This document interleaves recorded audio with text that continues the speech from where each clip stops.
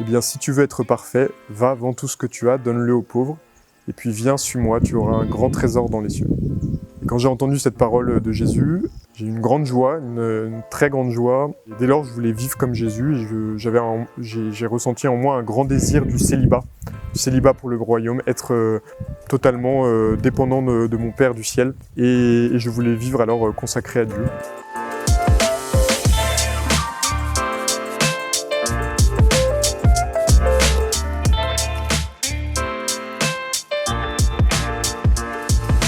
J'ai 27 ans, je suis né en 1997 à La Roche-sur-Yon et j'ai vécu à Couëx toute ma vie.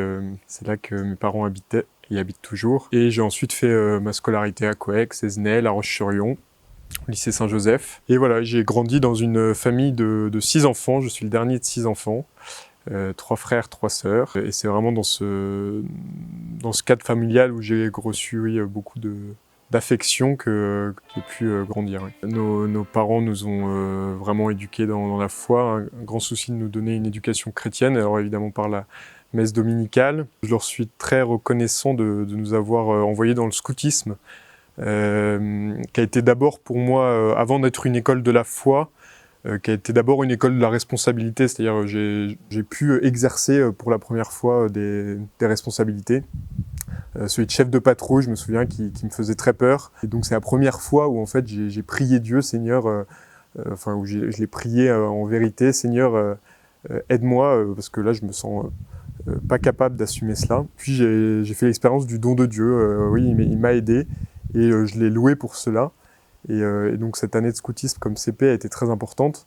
Et ensuite comme routier, alors d'abord à la troupe Saint-Hilaire de La Roche-sur-Yon, et puis ça, l'année de routier était à Nantes, où j'ai pu faire l'expérience de la prière, de la solitude, la vie des moines, qui m'ont beaucoup touché. Peut-être un lieu qui a été très important pour moi, c'est la confession.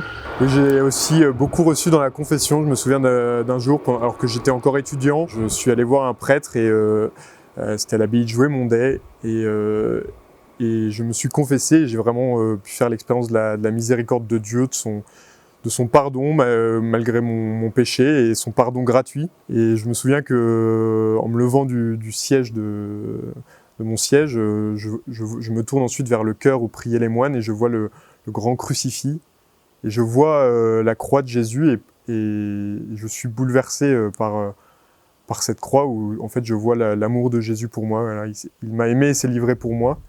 Et quand j'ai vu cette croix, ça m'est apparu évident. Il est mort pour moi, et pour me pardonner. Un autre lieu qui a été pour moi très important dans ma foi, c'est peut-être les pauvres qui m'ont beaucoup donné. Notamment, je me souviens d'une rencontre dans le métro à Paris. J'étais étudiant. Je descends l'escalier du métro et je vois une vieille dame extrêmement courbée, extrêmement sale, avec un mégot de cigarette à la main. Et elle avait beaucoup de mal à descendre cet escalier. Je lui propose simplement de descendre. Et en fait, on a mis 30 minutes avant de descendre cet escalier, tellement elle était malade et mal en point.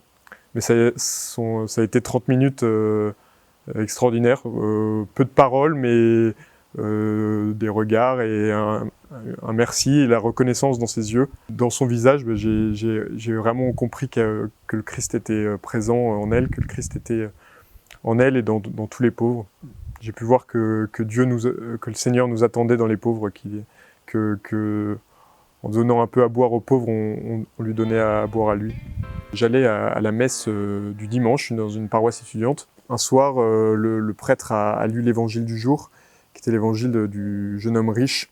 On voit un jeune homme qui arrive devant Jésus et qui lui demande « Seigneur, que dois-je faire pour avoir la vie éternelle ?»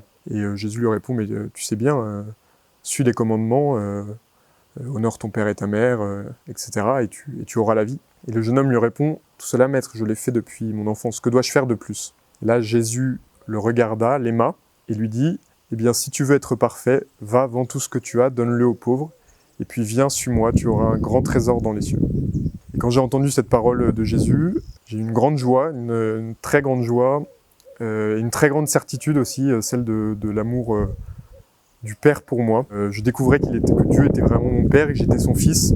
Je n'avais rien à craindre, qu'il connaissait tous les cheveux de ma tête, qu'il me connaissait par mon nom, et que je pouvais vivre dans une confiance absolue puisque j'étais son fils et que je pouvais vivre dans la confiance que Jésus a pour son Père. Dès lors, je voulais vivre comme Jésus et j'ai ressenti en moi un grand désir du célibat pour le royaume, être totalement dépendant de mon Père du ciel et je voulais vivre alors consacré à Dieu.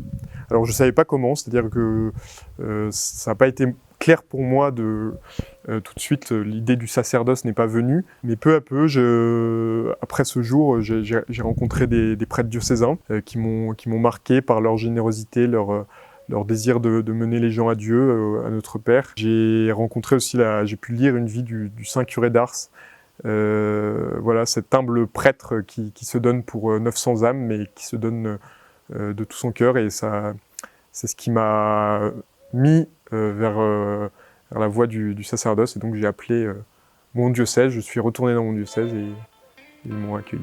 Venez prier avec nous et venez prier pour nous parce qu'on a besoin de votre prière, pour que nous restions vraiment fermes dans la foi, fervents, fidèles, que nous sachions vraiment annoncer la parole de Dieu avec assurance. Sur notre faire-part d'ordination, vous verrez que nous avons mis cette phrase. L'Écriture dit « J'ai cru, c'est pourquoi j'ai parlé ». C'est-à-dire que si nous ne croyons pas, nous ne pourrons pas parler, nous ne pourrons pas annoncer la parole de Dieu. Donc, s'il vous plaît, venez pour prier pour nous, prier pour que nous grandissions toujours dans la foi.